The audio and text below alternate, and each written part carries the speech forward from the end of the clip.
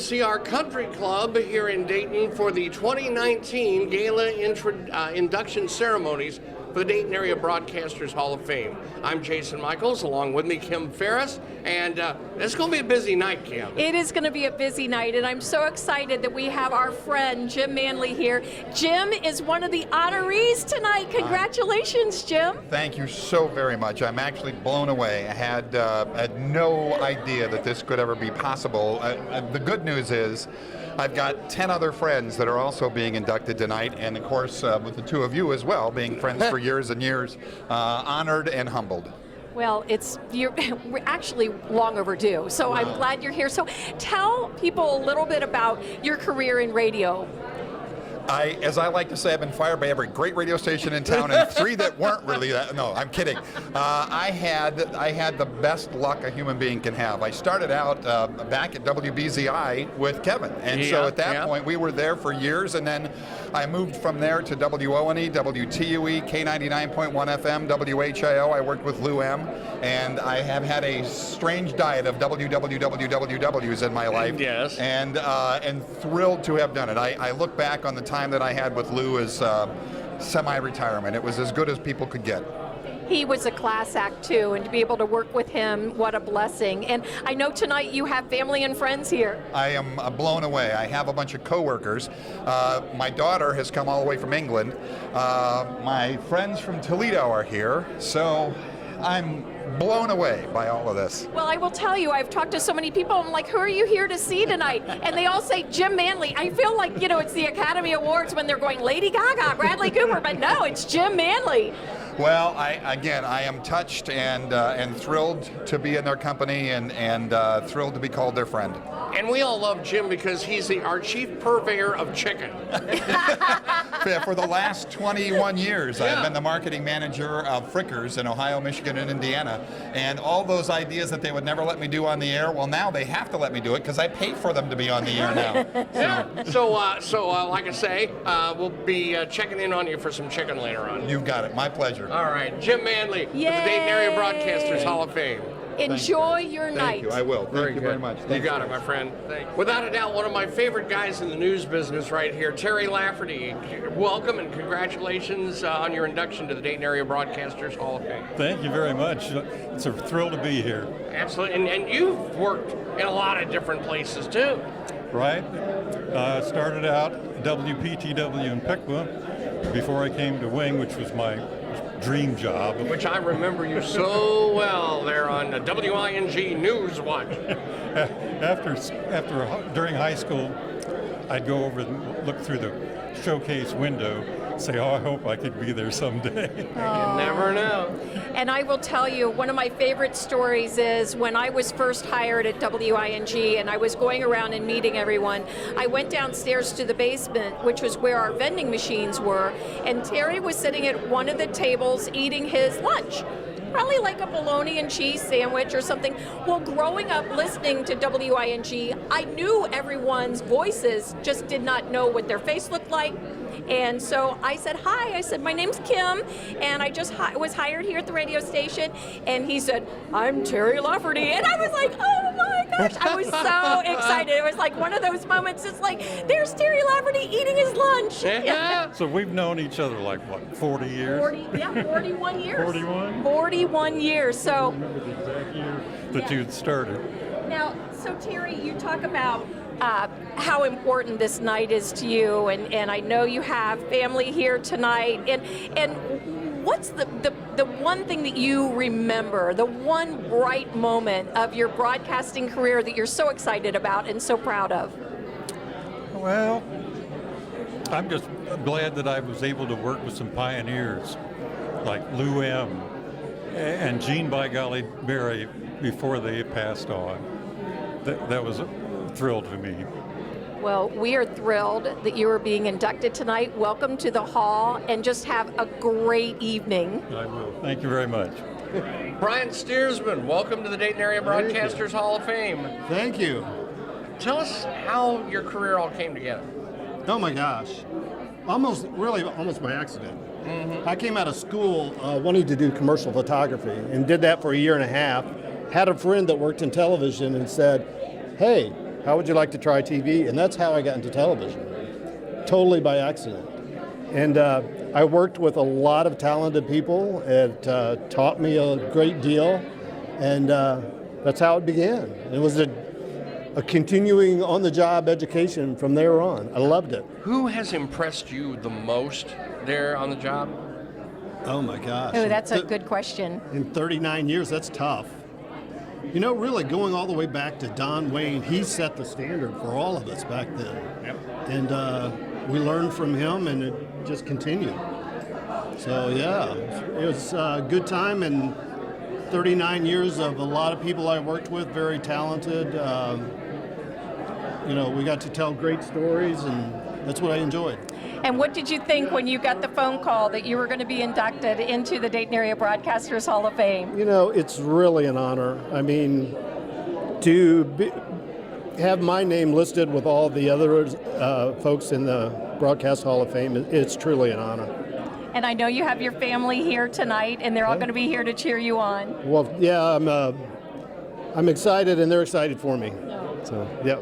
Well, we're excited for you too. Well, welcome to the hall. Thank you so much. I appreciate it. Dee Mormon, welcome to the Dayton Area Broadcasters Hall of Fame. It's an honor, it really is. Well, tell us a little bit about your career. How did it get started? Actually, my speech is going to be about how my career got started. I knew some gals who I went to high school with who worked at WHI. The first one was Martha Dunsky, who was the first female photographer. I went out with her on weekends to learn the craft, and she taught me how to do everything. Because she was one of the original people who did one-man band. Right. She would shoot it, she would write it, she would do stand-ups for it. She taught me everything. I tried the one-man band stuff, but I was not good at that. So I just stuck with photography. And when there finally was an opening in the newsroom, the first time there was an opening in the newsroom, they gave it to Byron Sturzman. So there was. Oh man! Well, I just remember you running around with a camera all over there in the building. Yep. I started out as a camera, doing camera in the studio, and I knew I wanted to get out and really see the world. Right. See the Miami Valley, and finally was able to do it. And my career, I've crashed in a helicopter. I've been beaten up by a 80-year-old man. I was mauled by a dog, and that was the fun parts. Oh, those were the fun parts. Well, you know, and I was saying to you, Dee, before we came on to talk, whenever I would see you out in the field, you were rarely dressed like this. No, but there's a story behind this dress. I ordered a dress from Rent the Runway 2 weeks ago, and, well, my daughter did it for me, and they never let me know that it was never going to come. So this morning, I was out running around with my son's girlfriend finding an emergency dress, and I think we did okay. It is a beautiful I'm feeling emergency pretty good about it. dress. Yes. Now, what would you say, out of your illustrious career, what would you say is the one thing that sticks out? The one thing that you're like, wow, I can't believe Wow, I've done so many things that, you know, I've met a lot. I've met presidents, I've met movie stars, I've met criminals, you know, really awful criminals. One thing here's the thing, it's a weird thing that stands out. Following a criminal into the bottom of the Montgomery County Jail, he was yelling at me the whole time while I'm taking his picture, and from 30 feet away, he spit at me. And he was so accurate, I had to dodge. Oh. wow. That is something. That's a weird story. Yeah, but it's something memorable. Boy. Well, Dee, let me just say, welcome to the hall. Oh, thank you so much. It really is an honor. I appreciate it. Thank you. Well, I'll tell you what, you talk about people in the news in Dayton, there is no face that's more familiar than Barbara Kurz. Barbara, welcome to the Dayton Area Broadcasters Hall of Fame. Well, thank you. I am so honored. Dayton was my home for many years, and though we've covered a lot of miles since then, coming back here, it's like coming back home. I'm so honored and so proud. Thank you. Not a problem. Now, one of the things I have to tell you, Barbara, right off the bat, you know already, my mother was a huge fan of yours, and I know she is dancing a jig in heaven tonight because you were being inducted into the Hall of Fame. You had such an incredible career here in Dayton, and tell us what your memories are of Dayton. Oh, what I remember most is the people and how incredibly generous they were. I covered a lot of different kinds of news, from the Dayton School Board to County Commission. On behalf of TV2, I traveled the country, but there is a warmth.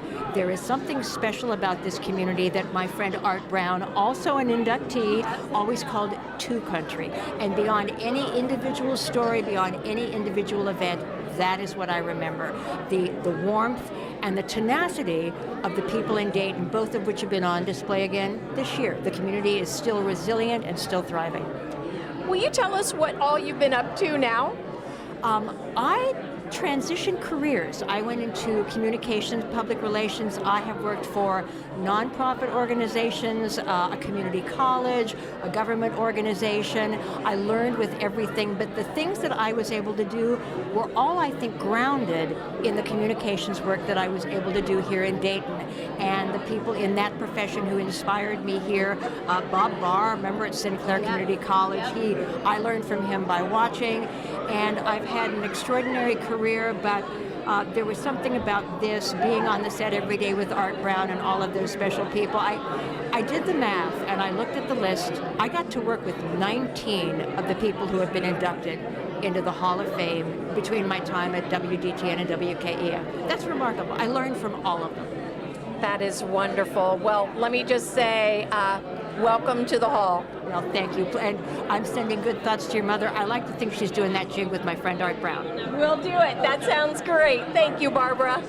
When you talk about general managers, there is probably no one that I have ever met more protective of a radio station staff than this lady here, Donna Hall. I call her Mama Bear because, let's see, so far you have protected me from salespeople, you protected me from sales managers, from angry listeners, and I'm still here to talk about it. It was a pleasure and an honor, and you protect the things you love, right? Right. And it's easy to love the radio stations. It's easy to love the people in them because you guys are what make them the radio stations. And so it's been a labor of love, completely. And I know you're doing that with the WSB staff now too. Yes, I love them also. It's a proud place to be.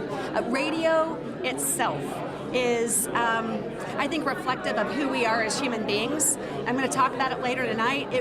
Radio creates a relationship, and we're the only platform that really does that, creates a relationship with our consumer. We are their friend, and it's just been an honor of a lifetime.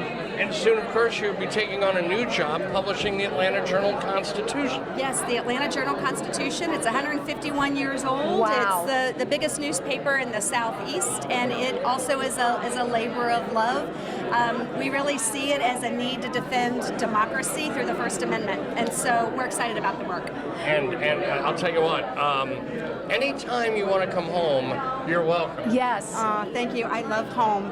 It's good. I love coming home and seeing the cornfields. It's sort of, I grew up in a cornfield, and it fills my heart with joy and so much happiness when I come home and I see my green soybeans and I see my corn and I listen to my radio stations, because they'll always be mine. It's an ownership thing. They will always be mine. It's always going to be yours. And tonight, you're inducted into the Dayton Area Broadcasters Hall of Fame. You know, I'm thrilled and I'm honored, and I didn't expect it at all. This industry and this city have been so kind and generous and loving to me. And this sort of is like a capstone of what I think is a really fortunate media career. So I'm just proud. Well, I will tell you, Donna, you and I never had the opportunity to work together, but we've had the opportunity to work side by side. And the people who you have worked with all say the same thing. There are so many of them here tonight that just wanted to be here to applaud you. You know, they're generous and they're gracious, and they have loved me as much as I have loved them. work is a marriage. You're filled with marriages in your workplace. And I have had the joy and the benefit of having these awesome people in my life. And I'm thrilled that they're all here tonight. It moves me in a way that I'm not really able to express. It's true. Well, I will tell you that you've made their worlds more awesome. I can tell that. You bring such a joy and such a spark to people. And welcome to the hall. Thank you so much. I really appreciate it. Thank you for the time also. Thank you. When you talk about disc jockeys who play the hits, this gentleman here does play the hits. The only issue is they're about 400 years old. Larry Coruscant, hello. Welcome to the Dayton Broadcasters Hall of Fame. Thank you. It's a real honor to be included with this group of people, and for public radio to be recognized is a big deal, I think. I'm as excited for my station, WDPR, as I am for myself. It's a real, an honor and a little bit intimidating when I look around and see all the other people I've seen on television for years. And to be in that group is pretty amazing. Larry, I will tell you, I mean, really, you and WDPR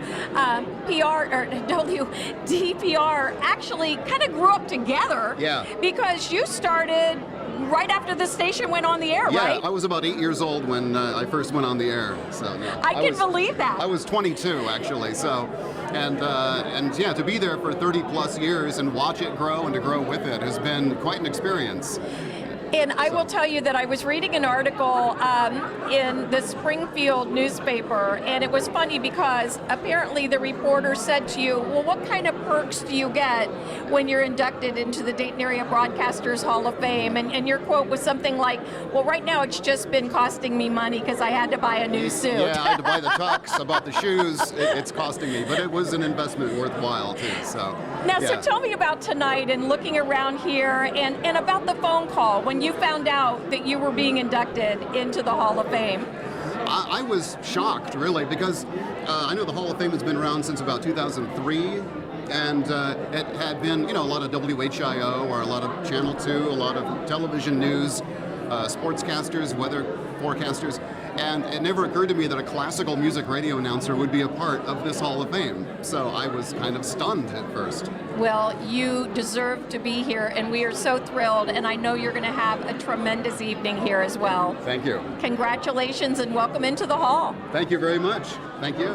Oh, the tales this man can tell, and because he's heard a lot of mine, and well, I've heard a lot of his. Welcome, Tom Carroll of WTUE Radio to the Dayton Broadcasters Hall of Fame. Thank you very much. Yeah, we could tell some of those tales, but they'd probably run us out of here. They probably would. You would be bleeped maybe a time or two. But we were a merry bunch at WTUE, weren't we? That's right. Yeah, there was no better time than those times. I think, as far as I'm concerned, it was just magical. You had full staffs of people, and we answered the telephone. Yes. That's a novel idea, huh? Yeah, I love that. I was over typing away in the newsroom. And, That's right. But of course, that was the day before computers, so we were like typing in triple carbon copies, and with luck, in a really busy news day, we made it into the booth just before the newscast. Yes, yeah. Absolutely. And those noisy AP machines that would rattle off, national news all day that were, and then when those bells went off, you knew you were in trouble.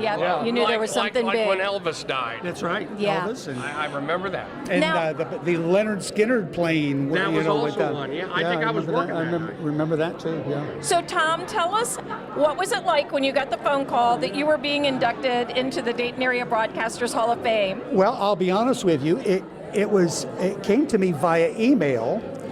It said, "Dear honoree." I thought I got it by mistake, and that is no lie. I looked at this thing and I thought, they must have sent this to me by mistake. So I kind of set it aside for a while, and then I went back and looked at it again, and then it started to sink in, and because I had no clue at all. I was really absolutely surprised with with the announcement of it. And some of the people that you have worked with over the years are also Hall of Fame members. Of course, talking about the beloved Steve Kerrigan and Christopher Geisen, and Jim Manley is also being honored tonight. That's right, and John Bolio. Yes. Also is in the Hall of Fame. So I'm in really good company, and I've worked with all those guys. And as a matter of fact, I'm the one who was responsible for getting Kerrigan and Christopher together in the first place. And I brought John Bolio back to town from Oklahoma City. So I kind of feel like they're my kids a little bit, and I think Chuck Browning, who's just a great radio guy, was one of my first bosses and mentors when I came into radio here in Dayton. Always told me that station would feel like a baby to me, like a child, and he's absolutely right. It still does, even to this day. And I can tell you right now, I'm sure right now, Mr. Kerrigan is looking down on us right smiling. now. He's got a big old smile on his face. That's right. I mean, I love Steve. Steve was a fantastic person. I remember when we very first interviewed him, I actually was scanning the dial. I was looking for a new morning guy. And I was scanning the dial, and I lived on a hill in just north of downtown Dayton, and I was able to pick up Columbus radio stations. And I happened to hear this laugh, and that piqued my interest. Oddly enough, Steve was filling in, doing mornings for somebody who was on vacation. He was actually a 7 to midnight guy. So it was just one of those things that was just sure luck of the draw. We brought him in, we interviewed him, and I heard my general manager talking on the phone to his boss. He said, I think Tom wants to hire Steve just because he likes the way he laughs. And that's funny. And when I heard that, I thought, you know what? He's absolutely right. and that's really what started the ball rolling with Steve. Well, and I will say one thing, because I worked with you on 101 Pine Street, and your laugh is nothing to laugh at. You have a great laugh, too. So, and I am so thrilled, and all I have to say is welcome to the Hall. Thank you very much. It's an honor. Thank you. You have to respect anybody who gets up at dark 30, and this lady absolutely does about every morning of the week almost. Letitia Perry, welcome to the Dayton Area Broadcasters Hall of Fame. Thank you so much. It's such an honor to be here. I'm just overwhelmed. Well, tell us a little bit about how you got to WHIO. Wow. Well, I actually, in the 3rd grade, used to take a stick at recess and go around and interview people. So I think it was an omen. I think I was supposed to be here. I did it with a coffee Did cord. you? So I'm not the only weird one. Yeah. And I went to college for broadcasting and studied journalism as well. In fact, I was offered my first full-time job as soon as I got my FCC license in '86. Back then, you had to get a license. Right. You had to take a test and all of that. The good old days. Yes. And so I got my license and was offered a full-time job at a public radio station. And so I went down to part-time college, but they paid for the rest of it, so it was great. And then I left the public broadcasting station in Mount Pleasant, Michigan, made my way to Columbus, and still working for public radio. That was licensed to the Board of Education there in Columbus. Then I came back to Dayton, my hometown, by way of WROU, WRNB, which was my first commercial radio station, and still doing news. And then we had a job fair with the then new Dragons to the Dayton area. They were new at that time. We combined, had a job fair, and I got a job out of it, and I wasn't intending to because I was working the event. So, and I've been at Channel 7 now almost 20 years. It's amazing. Yeah. And you know what's really fun is you talk about this and about being in radio and then making the jump into television, and one of your co-workers, Cheryl McHenry, also made that jump from radio to television. So you're being inducted tonight in both both radio and television. It's exciting. Radio is my first love. I was always afraid of TV because I thought you had to be extremely beautiful. The people that I grew up watching were extremely beautiful, and I didn't wear makeup. In fact, I wore braids, long braids, and lip gloss, and that was about it. And so when they offered the job, I said, well, but before you do that, you need to know that, yes, I know news, I love hard news, and I can do TV, but I don't do makeup and, how do you dress and how they're like, oh, we'll teach you that. And I said, well, if you trust me, I'm going to trust you to do that. And so 20 years later, here I am. Well, I will tell you that beauty comes from within, and you have been always one of those beautiful people, Letitia, and I am so thrilled for you tonight. And I do have one more question. So what was it like when you found out that you were being inducted tonight? I was so very excited. And actually, I was nominated by a former coworker who had retired, Denny Cheatham. And I thought, if he thinks that much of me, how awesome.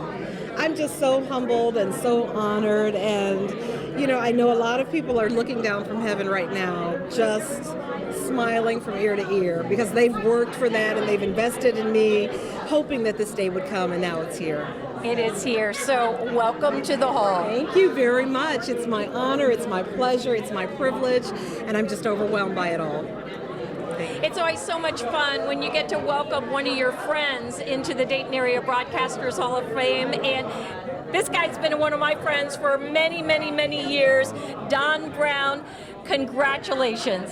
Thank you, dear. Usually we talk a little bit before Labor Day weekend on the radio, but it's been a while since we've done that, but it's always great to be with you guys, and this award, I don't know, it's humbling. Many more people should probably be in before me. Those telethons were so much fun back in those days with you and with Johnny, Creeper, a whole bunch, and of course some of the parties that we had, doing out in the bars and stuff were just incredible. The old-time newsies and all those things. I must have missed those parties. I didn't go to any of those. What are you talking fun? Yeah, well, I remember one up in Coldwater with Johnny and Creeper. There was every year the big Coldwater event. 3 o'clock in the morning at Terra Arena when it's freezing is not fun. Yeah. I'm kidding. No, we had a great time. It was all for the right reasons. And it wasn't just me. I happened to be, the body and the face in front of everything, as was Johnny. But we knew that it was a collective effort of a lot of good people doing a good thing on Labor Day weekend. And Jerry Lewis spearheaded the event, of course, from Las Vegas. God rest his soul, and Johnny's as well. But that's one good thing I can take out of this entire broadcasting careers. I can remember working security at the telethons, and somebody ripped off all the time. Yeah, somebody has a picture of me sound asleep at like 4 in the morning. You weren't alone. There were a lot of people. I'm not the only one who wasn't asleep, I guess. But after a while, it sort of became more and more relaxed and fun. But man, a lot of years. It's a shame the Muscular Dystrophy Telethon does not exist any longer. Right. Well, I will tell you, and you mentioned Jerry Lewis and Johnny Walker, and those are two wonderful, great-hearted men that I know are smiling down today on a wonderful, great-hearted man who's being inducted into the Dayton Area Broadcasters Hall of Fame. Donnie, I'm so glad that you're here tonight. And thanks, Kimmy. What was it like when you found out? Well, it was an email, and I kind of cried. I mean, I read it, I'm like, are you serious? I called Mike Hartsock right away. I think he nominated me. Mm-hmm. And he answers the phone, of course. Hey, what's going on? Oh, you got inducted? Oh, good. It's Hartsock. It's my best Hartsock. That was really good. Everybody does Hartsock, man. I mean, you stay right there. Stay right there. Well, Donnie, congratulations and welcome into the hall. Thanks, Kim. Thank you guys very much. I appreciate it.